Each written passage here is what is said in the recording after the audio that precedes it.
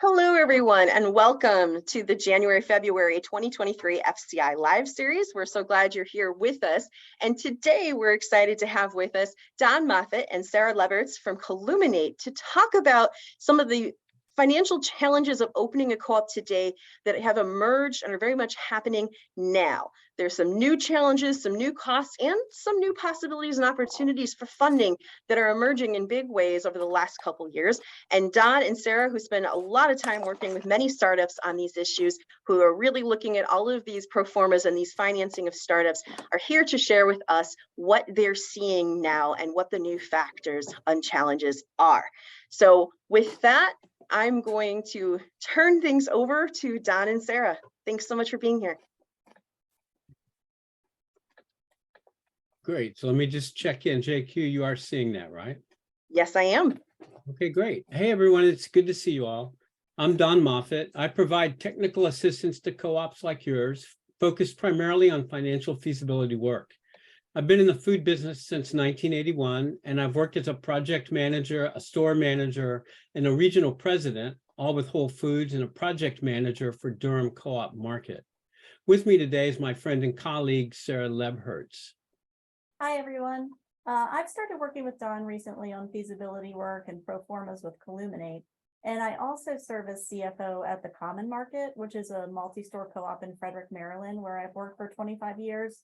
I've held a variety of positions here, including general manager for 13 years, and I was project manager for 2 expansions that we did, including a most recent move to a second store, and was also capital campaign coordinator for both of those expansions. It's great to see so many people here today. Our focus for this workshop is on the challenges of opening a co-op today. And as I think we're all aware, these are challenging times indeed. I mean, who knew the 21st century was going to be so interesting for us? For co-op startup groups, it's particularly challenging. And we're seeing a lot of trends converging to make it harder than ever to open a co-op in a traditional way. You know, before we jump to just talking about these trends, we want to give a quick overview of the income statement, right? You know, everybody knows how it works, but what we do is we start with, oh, wait a minute, there we go. I'm juggling pictures and slides, and it just take me a second. Okay, so you know how it works. We start with sales, and from that, we subtract the cost of goods sold to get the gross profit. And as a percentage of sales, we call it the gross margin. If we subtract our next biggest expense, that's personnel, right? That's all of our labor, direct labor, and our indirect, which is taxes and benefits. We call the result the margin minus labor. And the reason why we focus on that is that that's what it has to pay for all of the other operating expenses, things like rent, utilities, store supplies, the credit card merchant fees. I mean, the list goes on. And we subtract, after we subtract those, we're having something that I'm just calling surplus revenue. That's what's left, right? So it's a little different than net income. So we're going to focus on the fact this is what's left at the end of the day. And here's some of the trends we're seeing lately, you know, specifically related to that income statement. But gross profits are declining, and mainly due to things that I'm sure you can imagine, like increasing costs due to inflation, fuel surcharges, all of that. Many vendors are coming up with creative ways of increasing costs for cost of goods. You know, they might sneak it in. It might not be a specific cost increase to you, but it'll be an upcharge or some sort of extra line item on the invoice where they're increasing the costs there. So gross profits are declining. Personal expenses are rising, you know, with pressure on higher wages for staff and increased benefits, particularly right now with COVID pay and those sorts of things. You know, even during the pandemic, many grocers paid a premium pay on top of regular wages to staff. So personal expenses are increasing. That's another trend we're seeing. And that means that margin minus labor is getting tighter, you know, which, as Don was saying, what's left after that is what you have to pay for all of your operating expenses. So we're seeing that number shrink. At the same time, other operating expenses like rent and store supplies, they're all rising for similar reasons. And as a result, we can reasonably expect substantially less surplus revenue at the end of the day. And that's a big problem for us in the co-op world, because we need that surplus revenue to build up a nest egg in case of some unforeseen circumstances like an extended loss or of power, a new competitor, or a pandemic or a resurgent of the existing pandemic. All of those things are going to strain that. We use that surplus to pay for investments in our co-op, such as new equipment, or maybe there's new technology that we want to implement. Those things come at a pretty high cost, so we need to have the surplus revenue to be able to invest back into the business.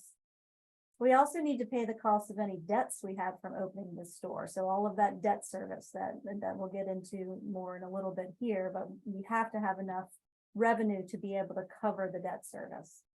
And we'll need it someday if we want to expand further or implement new programs, which is usually on our list to do. Even after the first expansion, I remember when we did ours, it was always like, well, we can't do that now, but maybe in a couple of years after we're open, we'll get to that part of the expansion. So there's always things that we want to be developing and new programs to implement.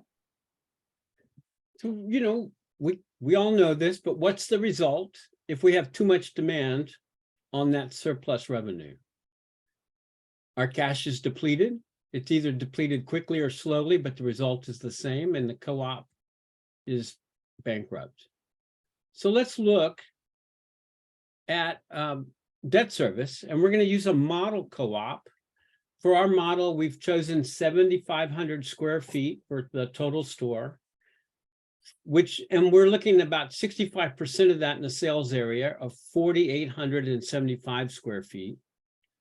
And we are using a pretty robust $700 per square foot sales for year one. That's a little more than we're seeing coming out of the market studies, but that's just kind of where we landed for this. And that gives us overall sales for year one of about 3.4 million.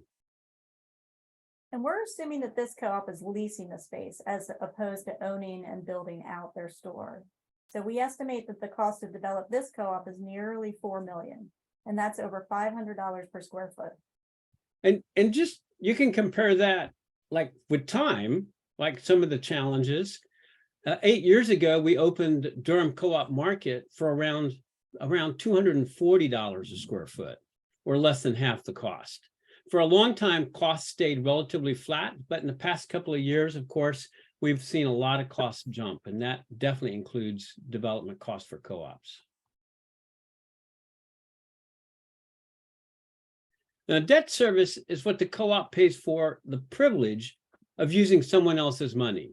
It's a regular payment, like a home mortgage. It includes the interest expense and the amount of the loan principal being repaid during the period.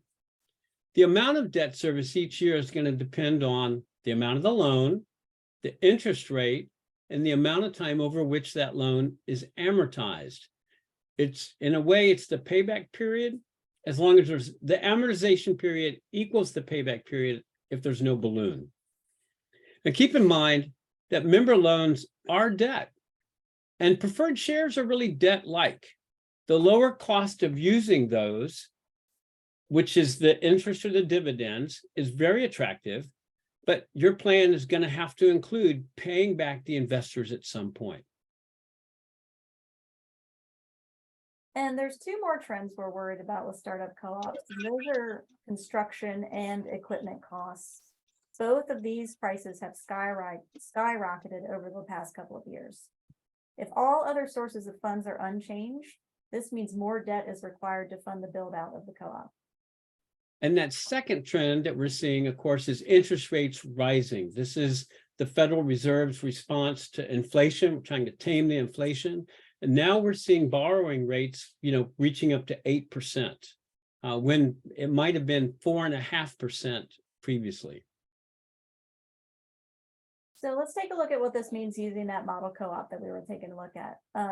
Don and I estimated the cost of developing it would be around 3.8 million.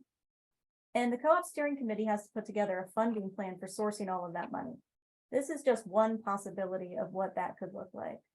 So we start with member equity, and thinking this through, if we start with 1,000 members joining by opening, and they all pay $200 each, we would have a total of $200,000 in member equity. So that's one source of funds. Then we're including $100,000 in donations, $75,000 from the landlord, and that's through tenant improvement allowance. So that might be if you're renting the building and the landlord's going to chip in a little bit to the build out. Then we're going to put in some free fill, which is the manufacturer support, $30,000, and that typically comes in the form of free fill on your opening inventory orders. And that gets us to just over $400,000 raised so far towards the project. So if we stop here, we have to borrow almost $3.4 million. And if we do that, and it's an 8% loan and a 10% amortization period, 10 years, I'm sorry, then our annual debt service is $506,000. And if you think back to what we were talking about a minute ago with that surplus revenue, it means that the co-op has to have enough sales and with good enough gross margins and low enough personnel and low enough operating expenses that they're also producing at least $506,000 a year in surplus revenue. Now, we didn't dive too deep at all into margins and personnel expense, so you're going to have to take our word for it. But there's no way the co-op is going to have over $500,000 in surplus revenues, not particularly on sales of $3.4 million. So let's take another look at sources and add in some preferred shares. Right. So this might be aggressive, especially for a co-op that would be opening in a low access or low income community. But for this example, we're using $1.5 million in preferred shares, which has happened quite, frequently when co-ops are raising money for expansion. They have been able to raise this amount. And these are shares that are purchased from the owners that typically earn a dividend. So this will add $45,000 in preferred share dividends, assuming that 3% annual dividend rate. But you can see that the debt service has dropped $282,400. So just by adding in those preferred shares, we've dropped the annual obligation for the combined dividends and debt service to $327,400, or a reduction of $175,000. But still, this $327,400 is still too much for a co-op grocery store to cover. So we have to keep digging a little bit to see how we can reduce that debt. So here we're going to add in some sources that don't have to be repaid. It might be the equity value of new market tax credits. It might be grants. And notice that when we add in the $2 million here in this line, we no longer have any debt, and our total sources is more than the total cost of the project. That's great because that gives you some choices. You can reduce the number of preferred shares that you sell, or you can just bank that extra cash for now. It's not bad to have a little more operating capital when you open the store. So we still have $45,000 in dividends on those preferred shares, but our debt service has gone to zero. That means that the co-op can preserve its surplus revenue each year instead of using it to repay debt. And that greatly increases the chance that this co-op can stay in business.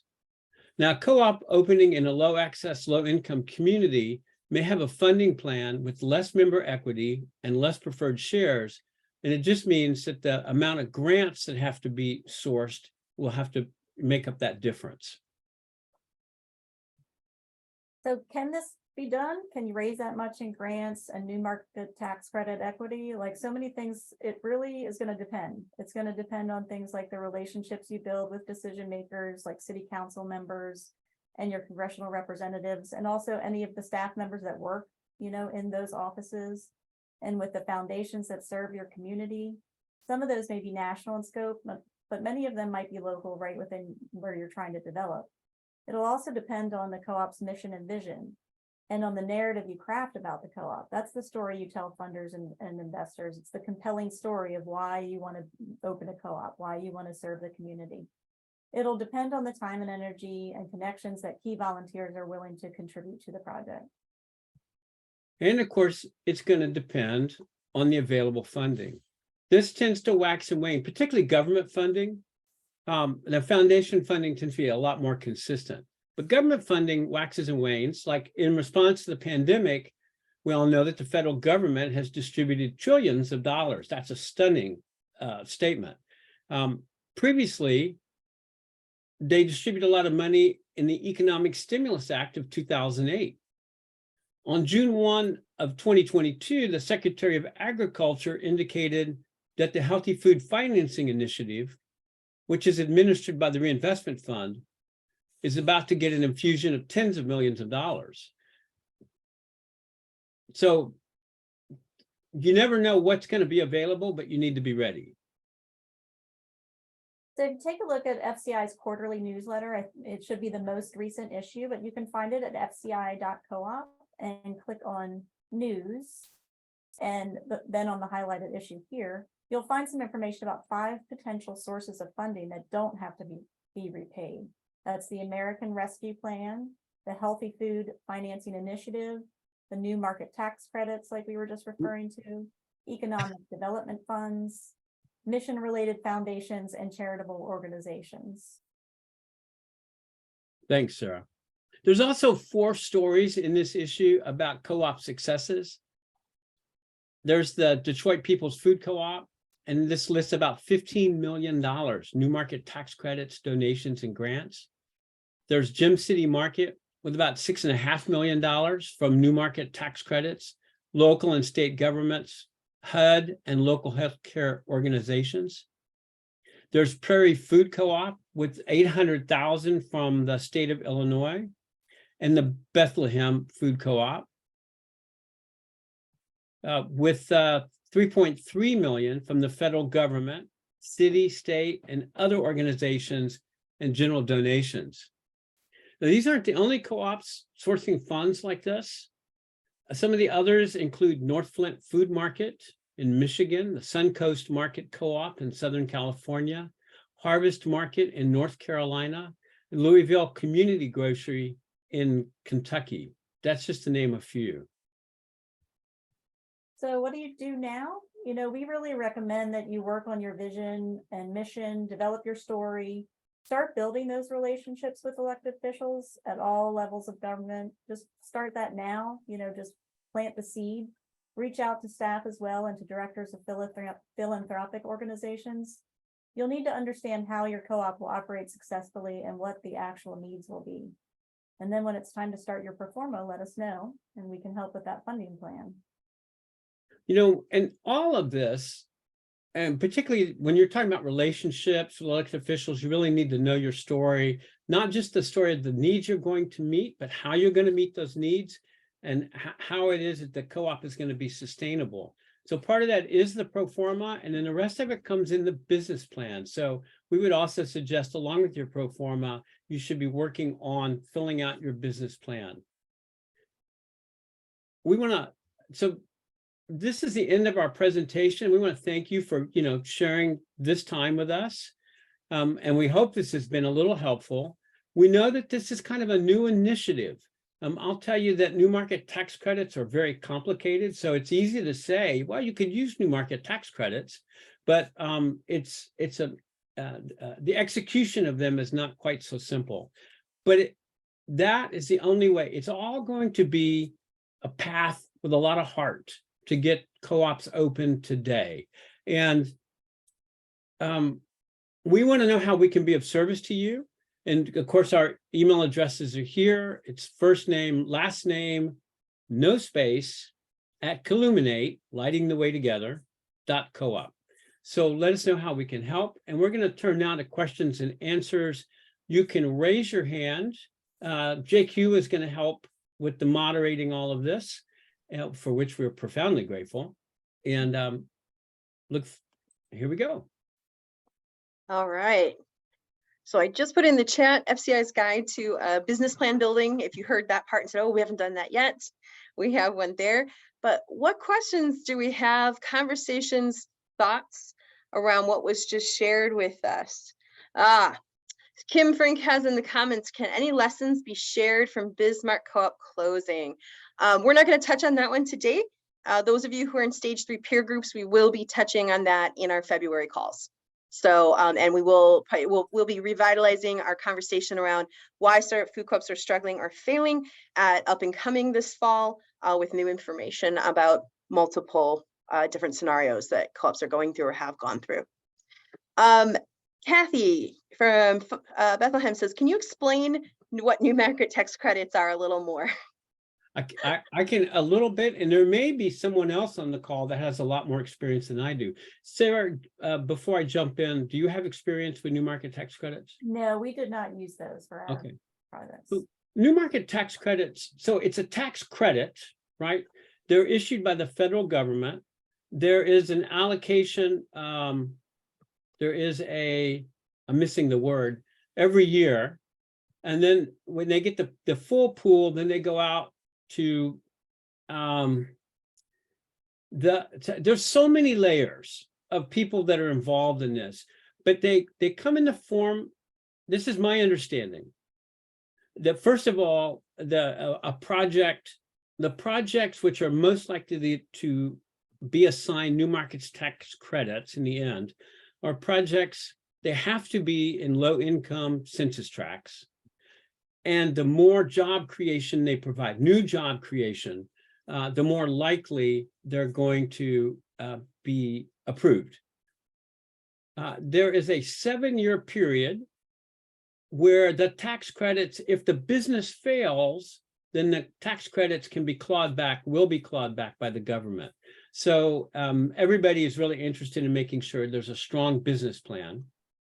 If you use consultants, the fees are breathtaking. Not me, I don't do it, not my fees. My fees pale by comparison. But in the end, the equity value of those new market tax credits is very substantial and can provide a lot of lift to your project.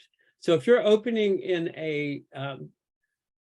a community where you think it might qualify as a low-income census tract, you should definitely check in on that. I see Kat Thomas has added a comment that new market tax credits usually put in 20% of the total, up to 20% of the total project, which means you're still going to have 80% funding from other sources. And these are not, these are highly sought after. So this is not something where you would try to arrange the new market tax credits early in the project. You need to be working with your lenders. It is a loan, but the loan is forgiven after 7 years, essentially. So, and Don, can I ask you, I think the vast majority of projects I know of food co-ops that have gotten these, or startups, the developer has actually been the one who applied for them and then kind of shared that with the co-op. Is that the case in most of the cases? That is a great point. So like Detroit, I mean, they have 2 different organizations, and so in a sense, they are developing it and getting the new market tax credits. Gym City, the same way, right? There was 2 organizations, one which developed the project, and of course, you have to be the property owner in order to reap any kind of a benefit. So but if you're working with like a community development corporation, then all of those savings that they get through new market tax credits should flow back into your project. If you own the property, then you can, if you're a co-op developing your own property, then you can qualify for those new market tax credits. Great. Well, while we're on the topic of alternate funding sources, we got a question from Butte Food Co-op, which I love to see. They are in 2-way stage development, but listen to this one. In 2021, several food co-ops were successful in getting HFFI funding. So that's Healthy Food Financing Initiative, for those of you who are new to this term, federal funding. However, I noticed there hasn't been any updates on the site since the initial round of funding. Any ideas what's going on? So I'll throw that to you, Don, and then John Guerra is also with us from National Cooperative Grocers, who's kind of my go-to on updates on what's going on with funding. So we might throw it to him as well. Well, actually, that'd be great, because I had the thought when I stopped talking long enough that John might be able to add something on new market tax credits. I don't Sorry, know. John, we're putting you on the spot. Are you comfortable jumping in here? Yeah, just have to unmute myself. Can y'all hear me okay? Yeah. Yeah, thanks for letting me sit in today. Appreciate it. Yeah, so back to new market tax credits. Out in the chat, I'll put a link to Don's point. I think generally speaking, well, to Don's point, there is place-based eligibility in addition to mission. I'll send a link that I usually use through a company, a consultancy called Novogradic, that will show you where the sites are in your community that are eligible for new market tax credits.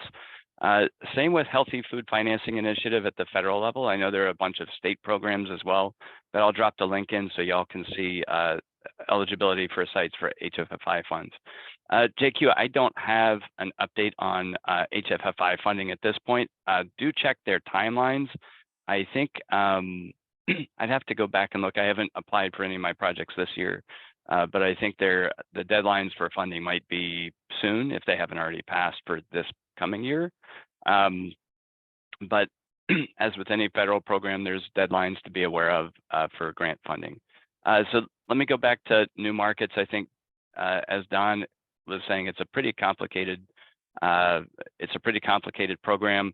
The equity, as I was hearing, typically comes in it functions essentially as an interest-only loan for 7 years that is taxed when it's forgiven at the end of 7 years, but comes in at 20 to 25% of project cost, depending. Because of the large numbers of lawyers and consultants that need to be involved, it is capital intensive, as Don was saying, and usually, and part of the reason that it's most often the property owners that are using it, whether that's a co-op or a landlord, is because you really need about $8 to $10 million in expenses to make those upfront investments in consultants and lawyers, and you're talking somewhere between $250,000 and $500,000 in fees I've seen on some of the deals that I've looked at. As it relates to HFFI, I think there are two buckets of money that I like to look at there with the reinvestment fund. One is grants, so they have a grant program that is up to $200,000, and I know both for existing co-ops and for startups, we've had a fair amount of success in winning grants there. But they also have federally backed debt that is not that is below market rate, and we've had good success both with reinvestment fund, but also other regional and state community development financial institutions, and we can follow up on any questions on that. Did I cover enough there, JQ? Yeah, no, I think you hit that really well. Thank you.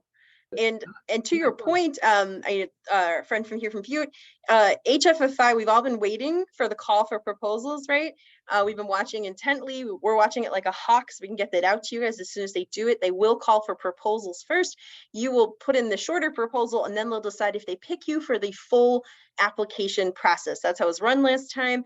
And Kim Frank, I just want to say there's so much wisdom in this room, including with our startups. Kim Frank, who is amazing with Suncoast Market, staying on top of grants and sourcing grants for their co-op, actually talked to HFFI, she said in the comments in the chat recently, and that they said they're still working on their new request format for the proposals. So as soon as that comes out, we're watching it, we're talking to John, Kim's on it, we will be getting that out via email and social media to y'all as soon as that opens up. Rusty said, oh, something to be aware of. He said, Rusty is from Foodshed Food Co-op in stage 3. They are about to break ground, and they have received this HFFI funding, $200,000, but we're finding it difficult to get payouts currently. Have to be real careful how you itemize the prepaid invoices. So just saying, it's still working with federal, so challenging. Yeah, and as Stuart said, the grant cycle has not been announced actually for 2023. We've all been watching that really carefully. I think because of the increase in financing, they're doing a bunch of rethinking, recreating of application processes. So we're all kind of, they're off their normal timeline, and we're just waiting for something to open up.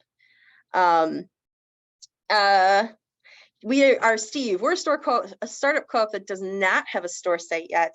Can we apply for HFFI? I will ask others to jump in here. Last I knew, we have a few startups that did get development money at lower amounts that did not have locations as of yet. Does that line up with your experience, Don? Yeah, thank you.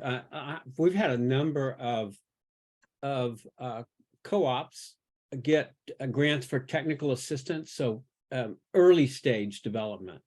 It depends on the narrative, right? It depends on the co-op and what they're doing. So, and then John, his comment was, read up at Stewart's link. They used for pre-development purposes. And it's all going to depend on the request for proposals, right? So when that's finally posted, and it is months behind last year's schedule, then we'll see what they're actually looking for proposals for 2023. Hopefully they'll provide a early stage development possibilities. And let's say knew that the cap on that is 200,000. Does that sound right? Has anyone heard anything about them possibly increasing that? I have no idea what they're going to do in the current year. Current gap, the current grant maxes out at 200. You're right. Okay, cool. I did hear, I can't remember where I heard it, that they were going to be potentially increasing, that there was going to be a big infusion of additional money. And there was last year. A lot more people got funded, including Suncoast. But so hopefully there'll be more. They're multiplying their funding by 5 times. Wow. The last round. Yeah. So it will be huge. But other questions and comments, I want to throw us back. So I'm going to drag us a little bit back, Don, to some of all of those new factors you and Sarah were talking about that are impacting folks. And you said the 700 per square foot is where we decided to be for our model startup. Now, this number would come from your market study. And I wondered if there's a reason you guys use that money and what you can tell us about what we're seeing about viability and cost per square foot. Well, keep in mind that what we put in the pro forma is not what's in the market study. I will take a minute to tell, since we have so many people here, we actually modify that number. We adjust it.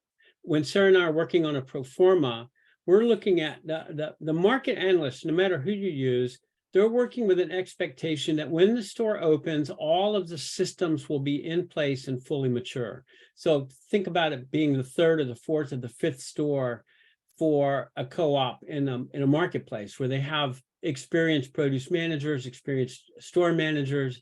They already know like how their accounts payable system is working. But for first store startups, that's not going to be true. They're going to be hiring people who are hopefully very capable, but may not have experience in the new position. They'll be developing that expertise. Everybody's going to come in with their own idea about how purchasing should work, and that's all going to have to get worked out. So we take all of that and we apply an adjustment to whatever sales the market, whatever the market analyst determines that the market itself should result in.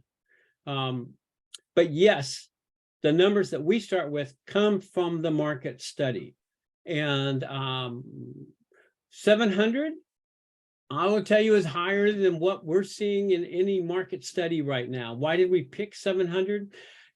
Because you really need, I mean, in a way, it doesn't, and the numbers that we showed here, it doesn't have a big impact. It has a small impact. But particularly if you're using debt, you're going to need higher sales numbers, and we just picked it out of the air. Okay. All right. Well, I won't dig in there. I had a couple more questions, but we got some new questions coming in. Kat says that their city public works department is using 1,000 per square foot for new construction is their guess, or the number they're putting in. Any discussion of pros and cons of new construction versus redevelopment of existing space and so forth in making these projects work? Well, yeah, Sarah, I can see Sarah has the same response I do to $1,000 a square foot for a new development. I'm like, what?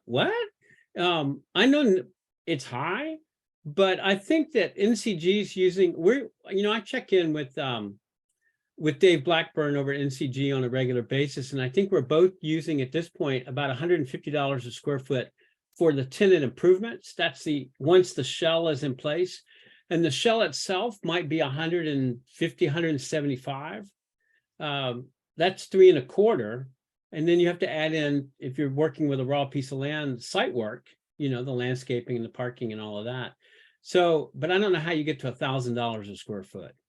So that was my first response. What was the rest of that question? So then there was a little discussion if there's any, and let's stick to the financial realm. Is there financial benefit in trying to fund and make these projects sustainable to looking at, owning, building from scratch versus rehabbing and renting?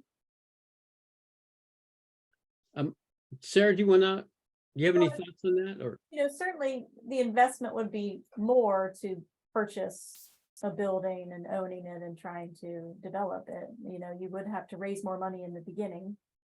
So that's a con for that side of it. You won't have to raise as much if you're using an existing space, and potentially, as long as the building has good bones to it. I mean, you will probably have to invest a lot in plumbing, and those sorts of mechanical systems and things like that. But those are going to be the main differences, I think.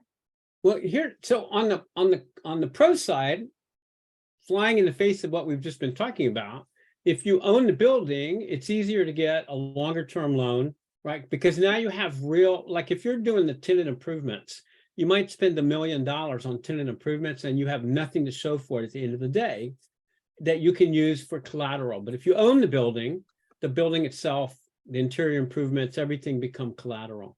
But on the other hand, you have to pay that debt service. And whether you own the building or lease the building isn't going to impact your sales at all. So it doesn't impact your revenues. It doesn't, it'll save you rent, right? So you can offset that with your, by the fact that you won't be paying any rent, but you'll still be paying utilities and property taxes and building maintenance and building insurance.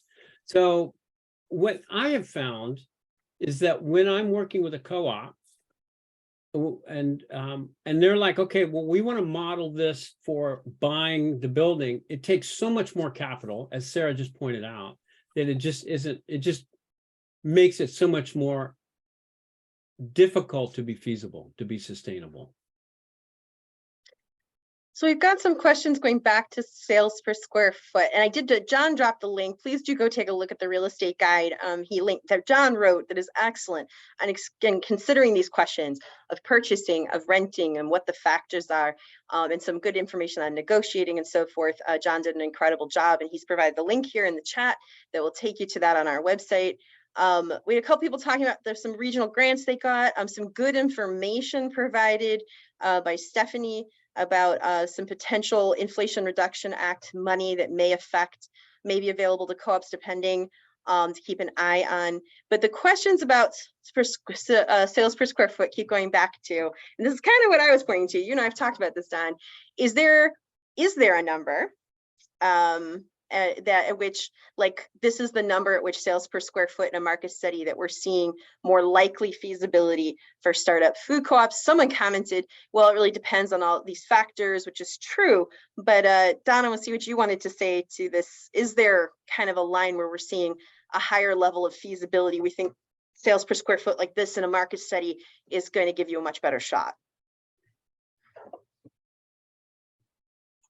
Well, as you said, JQ, it depends. And it's very hard. I don't want to throw out a number and say, look, if your sales aren't 650, then, it's not going to work because there's so many other factors that are involved. But I would say that if you were looking at just looking at a market study and it had 600, that's when you would think, maybe this might work. At below 600, I think you're gonna, unless it's a lot of grant funding, right? That's what we're trying to do. What we're trying to help promote is the idea that there is more and more grant funding available with the right narrative, with the right connections, with the right work effort, and that you can offset the lower sales, you can offset some of the costs by using grant funding. But particularly if you're like, well, we don't think we can get a lot of grants, we think we're going to have to use some debt, you really need to be looking at higher sales per square foot. Okay, thank you for answering the question. And that number actually was more hard and fast in my mind. I think, John, and I don't know how you feel, but in the past, 5 years ago, we were not seeing grant money being a significant piece of funding startup food co-ops. It was, if you could get some, there was this little line, more and more people were trying to get a couple 100,000. We're now seeing people attaining 1 million, 2 million and above. And that's very new. So I would say it's become less of a factor, like you said, depending on the sourcing. But for those of you who've been doing this longer, you're like, well, you guys used to say, there certainly are, that number was like a hard and fast line, but we were expecting you were going to fund the way we used to. And I wondered, Don, if you had anything to share about how that's changing. We talked about, grant money and what that can do, the way we used to fund these, what did that used to look more like in sources? And do you see that that path even being open anymore to funding them the way that we once did? Well, not very long ago, we had a whole mix of funds, and you would see, of course, member equity, and then you would see your local capital campaign, which might be member loans. Fredericksburg used member loans. A lot of people are using preferred shares. There are some advantages. Then you might see the tenant improvement allowance from the landlord. You would see some of the funds that we had up, like some manufacturer support. You might have a couple of local loans. You might have a loan from a co-op development fund like LEAF, Shared Capital, the Cooperative Fund of New England. And these are great, particularly if you still have to look at bank funding, because they reduce the amount of bank funding, which makes it more likely. But all of those things, like preferred shares, member loans, local loans, an economic development loan, the bank, all of them have to be repaid over time, which means even if you can make your debt service that's going on, at the end of those 10 years, you may still have $1 million outstanding in preferred shares. So that's the challenge of that older, not that long ago, but that model. So that turning and saying, well, we really need to figure out a way, we being all the people on this call, the people starting co-ops, got to figure out how to increase the funding that doesn't have to be repaid. Okay, Very great. good. Other comments, questions, areas of discussion? I'm glad you threw out what you guys are seeing for build out and the number per square foot. Is there one that you guys are seeing around equipment? Are you seeing the same kind of raise? Yeah, we're using about 150 right now. Right. That's right. Probably the closest number that for equipment per square foot. 3 years ago, we were using more like 115. But the costs have continued to go up. And if you're not aware of this, and most of you probably are if you're on the peer groups, but the order times for equipment, the windows have gotten longer and longer. So that becomes a different kind of cost, because if you can't get your equipment, it makes the time between the time you secure your lease and the time you open much longer. You're probably paying rent during that period of time. We've got a bunch of discussion going on about how to apply for grants, if we should hire someone to help us apply for grants. I'm going to let that conversation mostly stay in the chat, but Sarah or Don, do you have any comments on seeing startups utilize outside grant writers effectively? Most of what I'm seeing is the startup gets trained, learns to do it themselves, and is more effective on their own, but you guys might have alternate stories.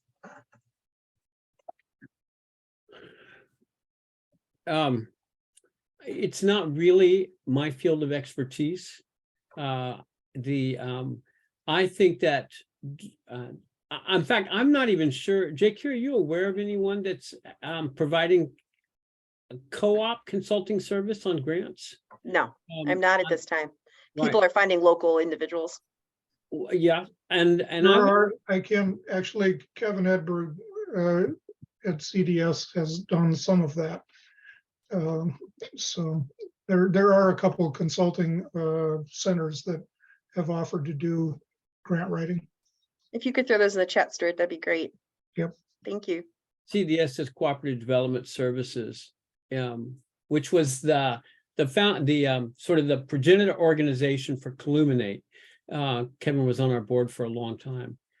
But I think that there's no substitution for people involved in the startup efforts building these connections themselves.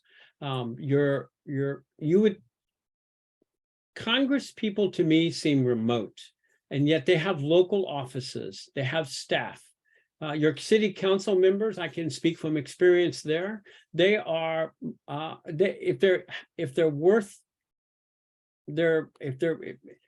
anything at all, they should be happy to sit down and talk with you about what you're doing. Talking with the city manager and city staff, if you have an economic development group, it's always great. And always not just come in and present, but ask questions. What kind of grant funding might be available? Who should we talk to? What's a great next step for us? Part of building those relationships is making them feel like they have something to offer you besides a checkbook.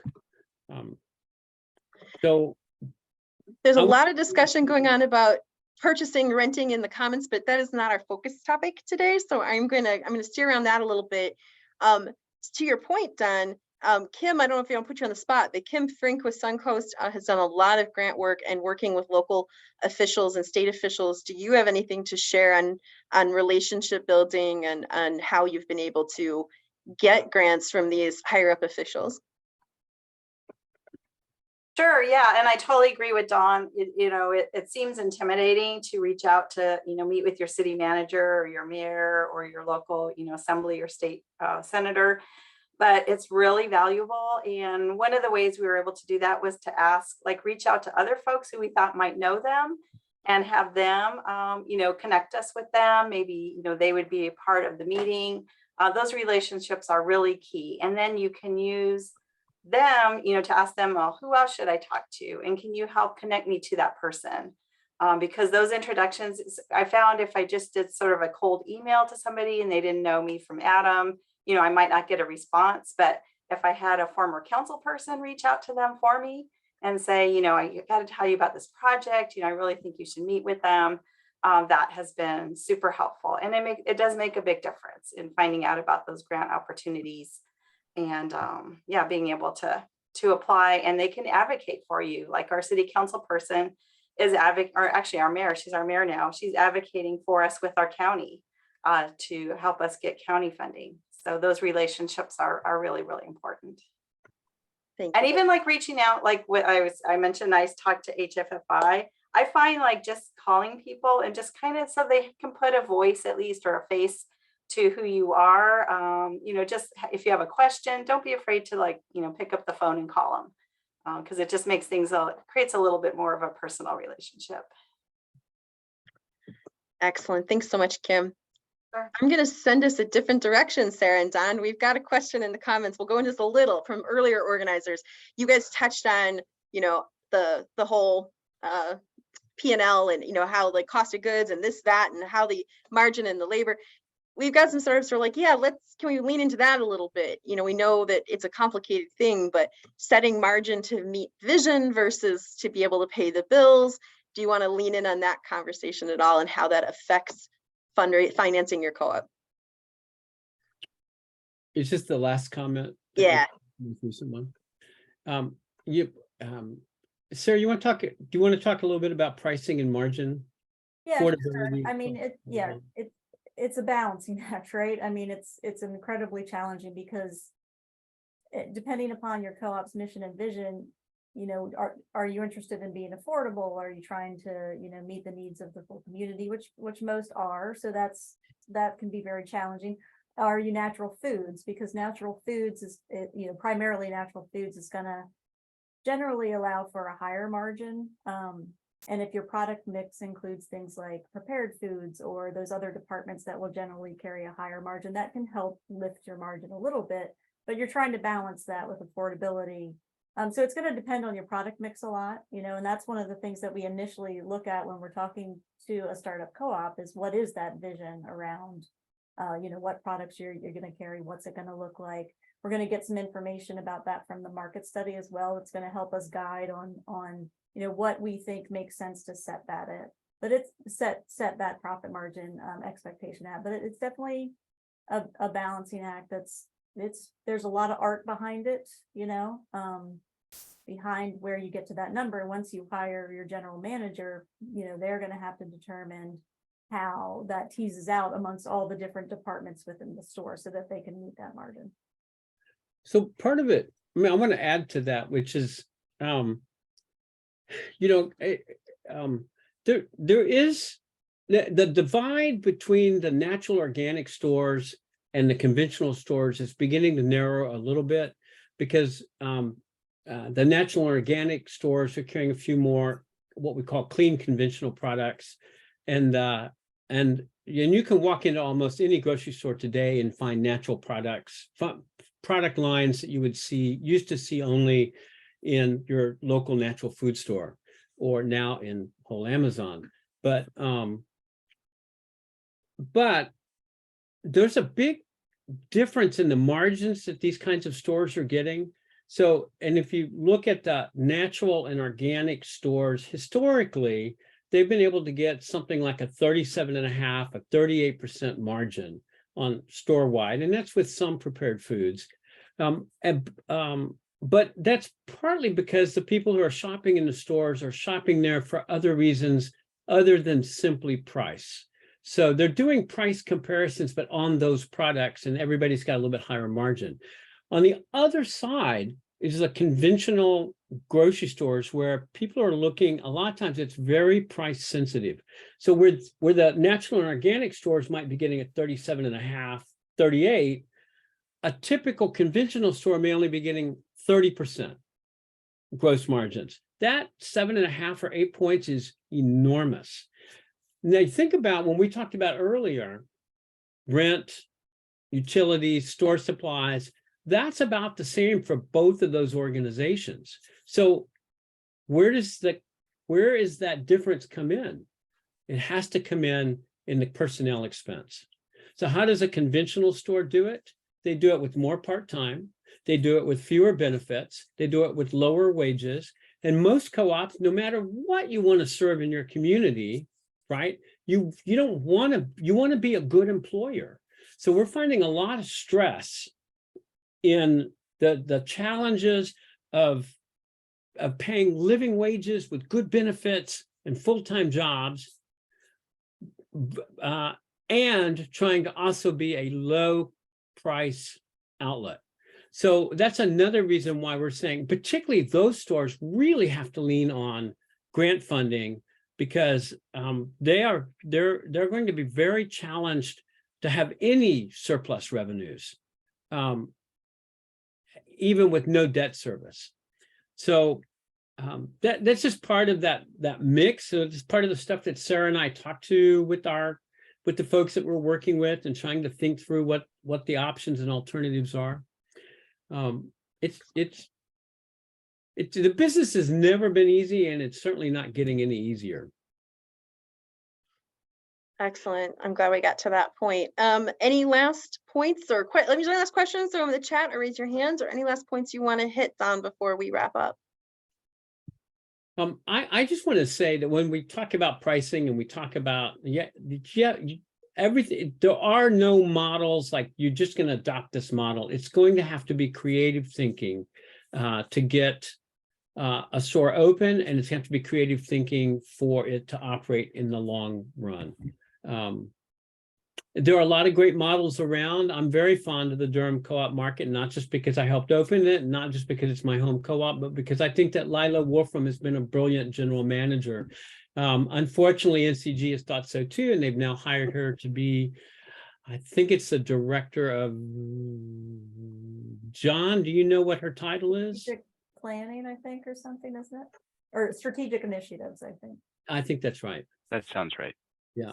And so I'm delighted for co-ops in general, delighted for NCG, and we'll see what the impact on Durham will be. But she's available, and when you're doing that creative thinking, you should reach out to people like Lila. I don't want to just say Lila. There's lots of people doing that, looking for creative solutions. So network and lean on each other. Excellent. And there's been a lot of great comments today from everybody that's been present. So thank you all for contributing. It has been a phenomenal conversation, and there's been a lot of people saying it in the comments. Thank you to Sarah and Don. Those who have time, Don and Sarah have said they can stay a few minutes after we finish the recording here. So if you have more questions, want to continue the conversation, you can hang out for a few minutes. And after we wrap up the video, you can continue your conversation. Just wanted to let you know that we have lots of amazing more sessions coming up in the series. Coming up tomorrow and Thursday this week, the transitional reporting dashboard is going to be really interesting. This is for stage 2B and 3 co-ops. AGM has created an actual template dashboard that can be used for the transitional reporting before the stores open to give the board a look into what the GM's doing that I think is highly effective. We've been looking for a tool like this, so come check it out. On Wednesday, building leadership from within that evening. This one has record attendance or registration so far. It's going to be quite the conversation. This is with Lene Gilbert, who is the board chair at Detroit People's Food Co-op, and Erin Dale McClellan, who is the board chair at Fertile Ground Food Cooperative. And they're going to be talking about how they offer education, how they lift up owners and members, and make sure they're ready to kind of learn to take on leadership and be more leadershipful in their co-ops, rather than always getting board members from outside who just happen to nominate themselves, building people up from within to take on leadership. I think it's going to be a terrific conversation. And then building the store your members expect. We have seen disconnects between what has been promised to owners and what they wanted in their store, and a well-intentioned GM showing up and not really fully seeing and understanding what was expected, and building a store that maybe doesn't fully reflect that. How can you as a board make sure the store that is built and the policies within it and the way it's executed lines up with what the owners were kind of overall expecting, while of course being business reasonable? So we're gonna have a conversation about that with Siobhan Mitchell, who is been working with Assabet Food Co-op Market with Sam McCormick, the GM there, and really learning how to pull through this conversation about building the store your owners expect.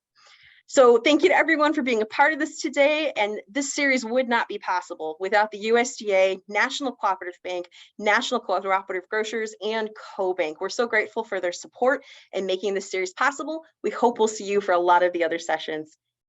Have a good day. And